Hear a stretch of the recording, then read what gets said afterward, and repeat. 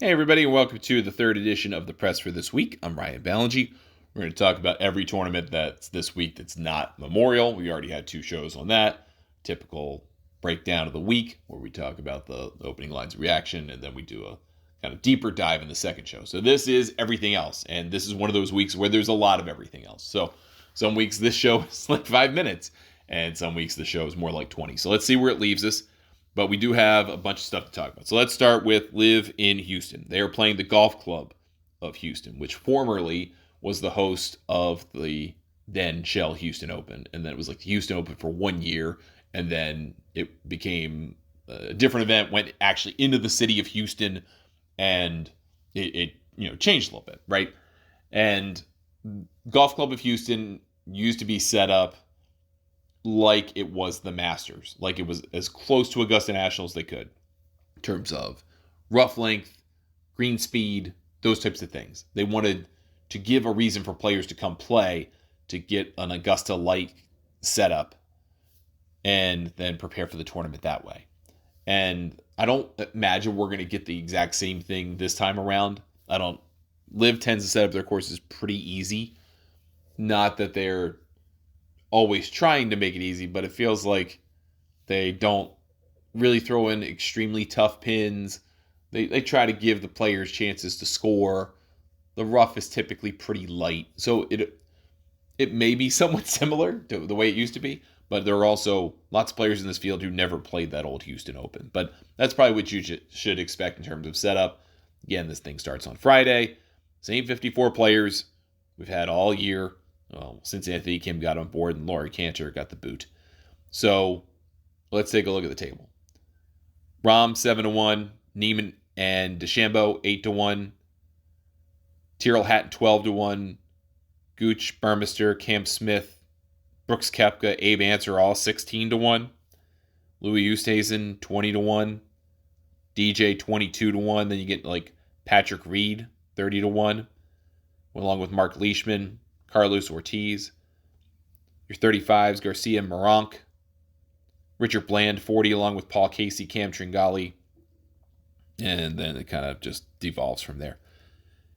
I think there are some players to look at here that are a little bit better value. Rahm hasn't won on this tour yet. Eventually he's going to, I think.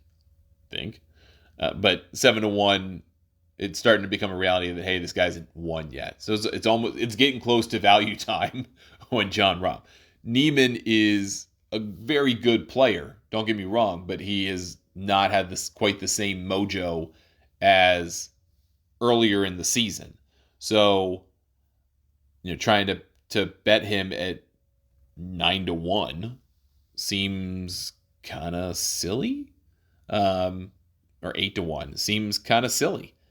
And if you look at the way players competed this year, I mean, Neiman leads the league in points, and he's finished outside the top 7 once. But those 2 wins obviously came in the first 3 events. So that means the skew is starting to get further away from those 2 wins. And I think the same thing's true with Rahm, who hasn't finished outside the top 10 in an event, but he hasn't won one either. And he's just kind of hanging around. Dean Burmester has finished outside the top 10 3 times, but he also has a bunch of high finishes. I think of those players in that top 3, Burmester 16-1. Why wouldn't you want to consider him? He's playing really well. Louis Oosthuizen's had a very much up and down season, really good start, has a couple of runner-ups. T22 last time out in Singapore. Doesn't win in this country, though. So you have to kind of put that asterisk by that. He just does not win in the United States. Brooks Koepka won last time out in Singapore, and that was really the sign he could actually play pretty well. He had played mediocre golf otherwise this season. Abe Ancer's been in the top 10 last 4 times out. He won the 4th event of the season in Hong Kong. I don't think this is that kind of golf course. Cam Smith's been playing better. He withdrew in, where was that? Miami. He didn't finish. But tied for second in 2 of his last 3 completed tournaments. So starting to maybe find something, at least on LIV. Not so much anywhere else. Taylor Gooch has been kind of all over the map this year. Dustin Johnson won once then had 4 stink ones, and then pretty decent in Singapore. Sergio's been playing pretty okay. Tyrrell Hatton, I feel like I'm kind of surprised he's not higher in the points list because he always seems to kind of be hovering around contention. He's had every finish was in the top 15 but one.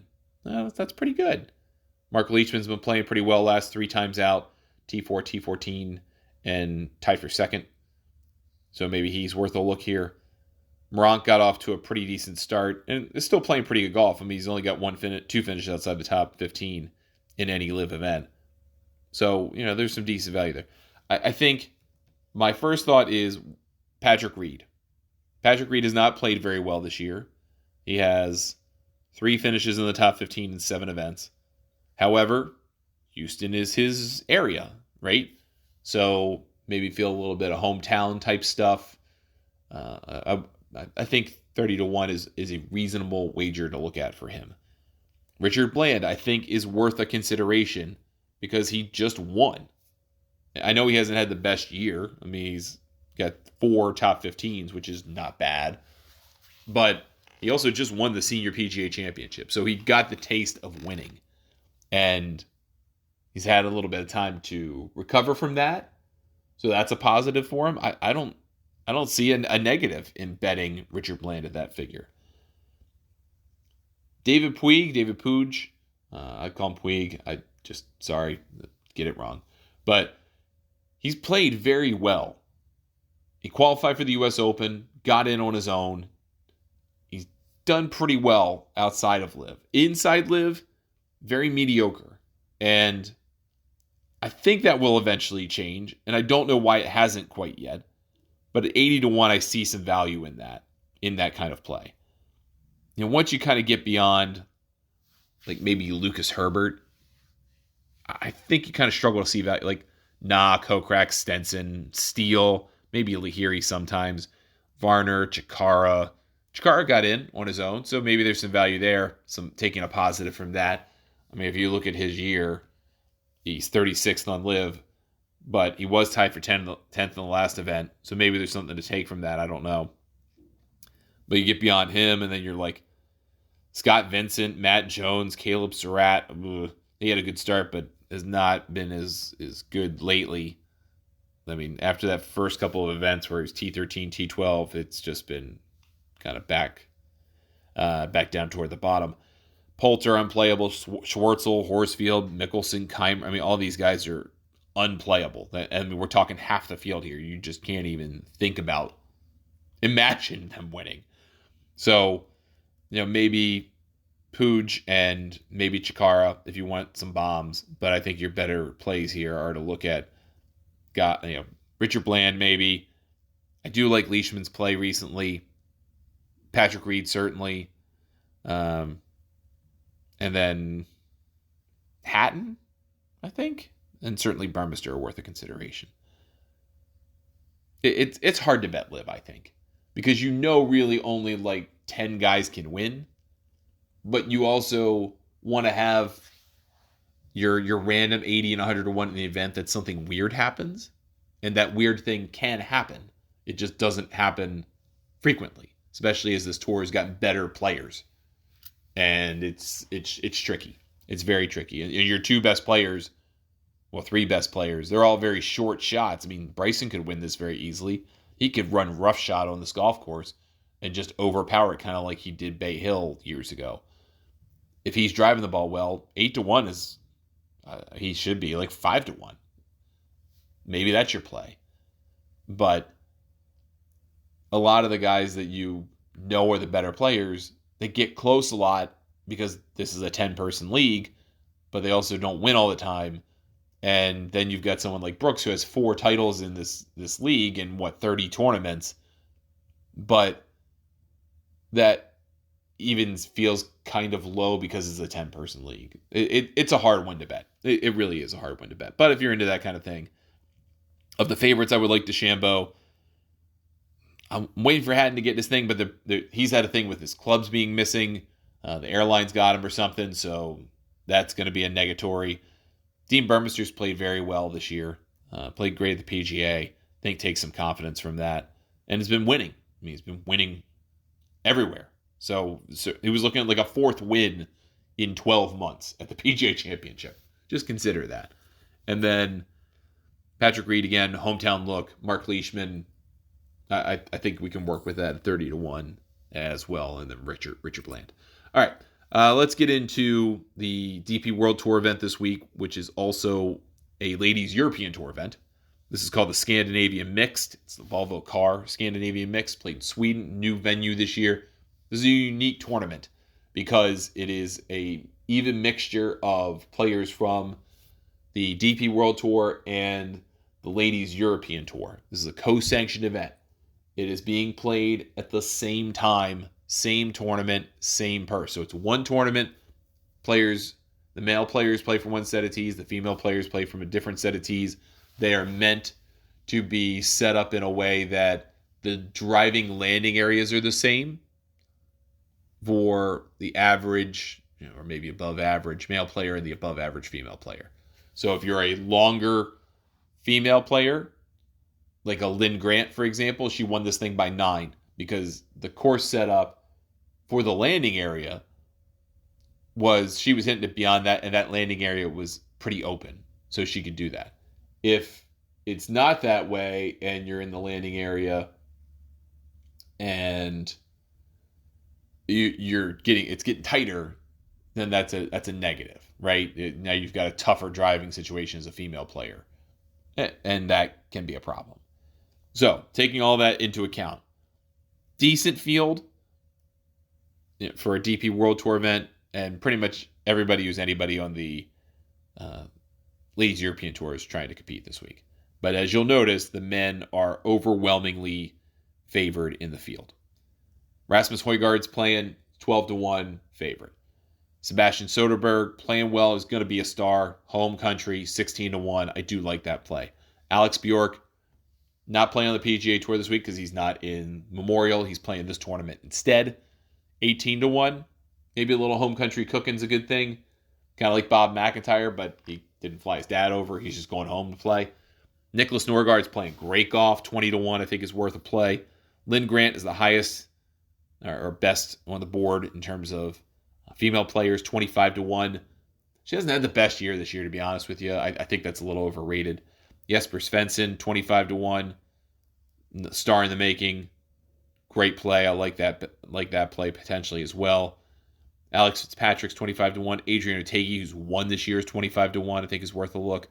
Yannick Paul, 28. Callum Hill, 28. Jorge Campillo coming over from the PGA Tour this week to play, 30-1. Romain Langasque, I think, is worth a look at 35-1. Same as Madeline Sagstrom. Sagstrom has not played especially well on the LPGA Tour this year, but she kind of gets that bump. Then you don't see another woman in the ranking until you get, to Nicole Brock Estrup, who used to be Nicole Brock Larson, at 60-1. So that tells you the state of play for the women in the field. They are not expected to do particularly well. Maybe some other guys to consider in this event. Dan Bradbury I like. Alejandro Del Rey I like. Nacho Elvira has been playing pretty well. I like him. And if you're trying to, I don't know, it's kind of hard to find a bomb in a field like this where you don't know the golf course very well. But Bronte Law is not even playing that well. Then she doesn't get the benefit of being a longer player, but you know she's going to be short of it. So maybe Bronte Law at 100-1, perhaps. And that's probably the end of it for me. But I think you can see some value in the Swedish players. Otaegui, Nacho Elvira have been playing well. And then, that's probably good enough. Okay, let's talk about... Sorry, scrolling down the menu here. Let's talk about the ShopRite LPGA Classic. That is the LPGA event this week. That is just outside of Atlantic City. And it's in a golf course called Seaview Resort. It's really fun. I've played the media day for this last several years. I really like playing this golf course. It is short. It is tight. The greens are small. They can play fast. It was in great shape. It asks a player to be pretty accurate tee to green.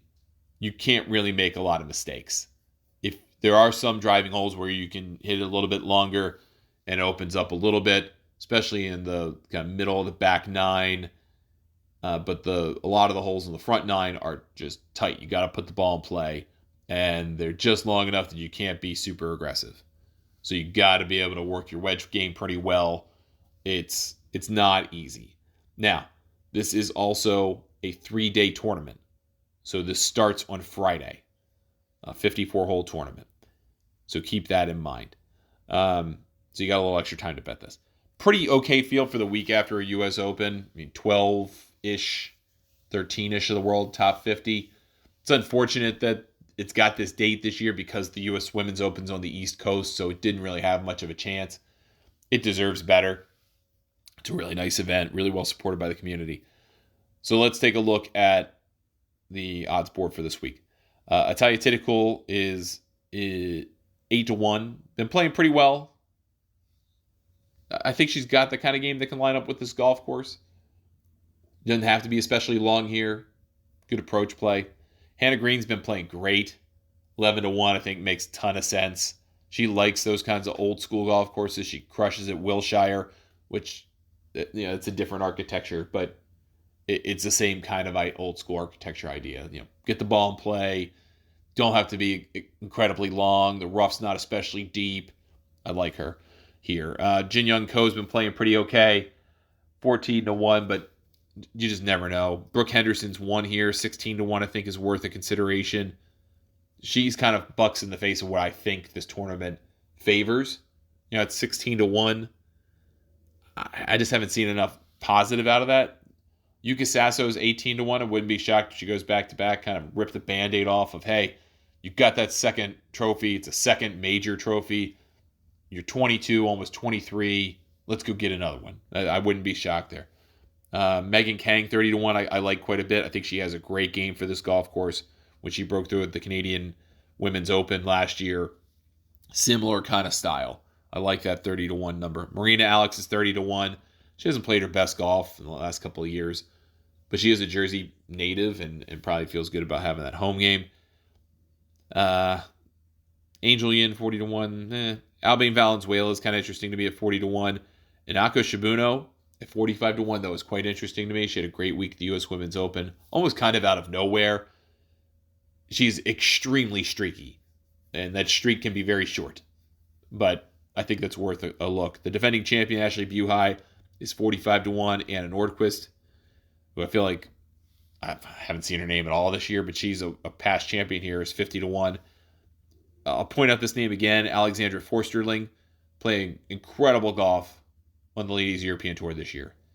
Had a good start, pretty good week at the U.S. Women's Open. 55-1, I think, is absolutely worth looking at. Same with Lauren Coughlin at 60-1. I also think worth looking at for a potential bet.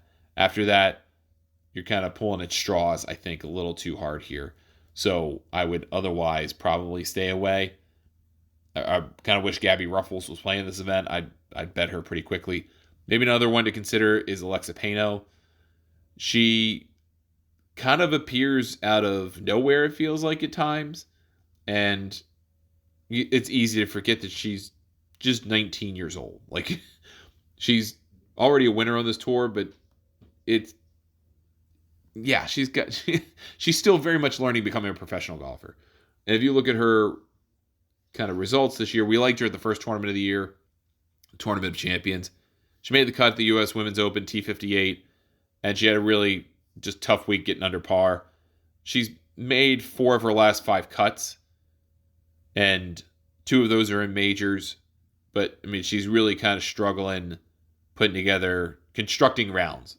She makes cuts, but struggles constructing rounds. But if she can just kind of snap into place a little bit, she's going to have a great week. That 150-1, I think, is worth a look. All right, that's enough for that tournament. There's not a ton of handle on the LPGA, but sometimes there's good value. Right now, Hannah Green's playing great. She's not good value, but I would bet her this week. Then, let's see if they've got it on the menu. I don't know if they do. Oh, yes, they do. The BMW Charity Pro-Am. I'm not going to talk about the champions. Let's do the champions for 5 seconds. Steve Stricker's hosting in Wisconsin. This is his tournament. He's not been playing the best lately. Ernie Els just won last week, plus 750, worth a look. I think Stephen Ames worth a look at 11-1. Greg Chalmers is playing. Earlier in the year, Greg Chalmers was like 100-1. Now he's 18-1. That's a bad value. I think he can win, but that's a horrible value. But he can play very well on this tour. Doug Barron, 30-1, I think is worth a look too. You're starting to kind of get some guys. So Chad Campbell is 50 now, which is kind of hard to believe. He has not been relevant in a long time. I'm curious to see what kind of Champions Tour player he will be. 40-1 is not good value for a guy you haven't really seen a whole lot of. But I did want to mention him. But someone just to keep an eye on. If he can show some small sign this week that, hey, maybe he can be a guy that plays well on this tour. A lot of people thought he was going to be like the next big thing 20 years ago. And didn't turn out to be quite that way, but was a very good player. And then we'll talk about just the BMW Charity Pro-Am here for a hot second. Remember to tune into our show, the Road to French Lick weekly recap show and spin forward of the Korn Ferry Tour season. We'll be at the Korn Ferry Tour Championship in October in Indiana at French Lick. Very excited about that. But we've got the BMW Charity Pro-Am this week just outside Greenville, a place called Thornblade Club, and then there's another place called Carolina Country Club that hosts the first 2 rounds. 160-player field, Pro-Am event. Every player gets an AM. And the AM plays for the first 2 rounds, maybe the 3rd round. I think it's like top 6 or 10 teams after the 2 rounds gets to play a final round at Thornblade Club. Final round is all pros. Final 2 rounds are all Thornblade. I think Trace Crow is in the field.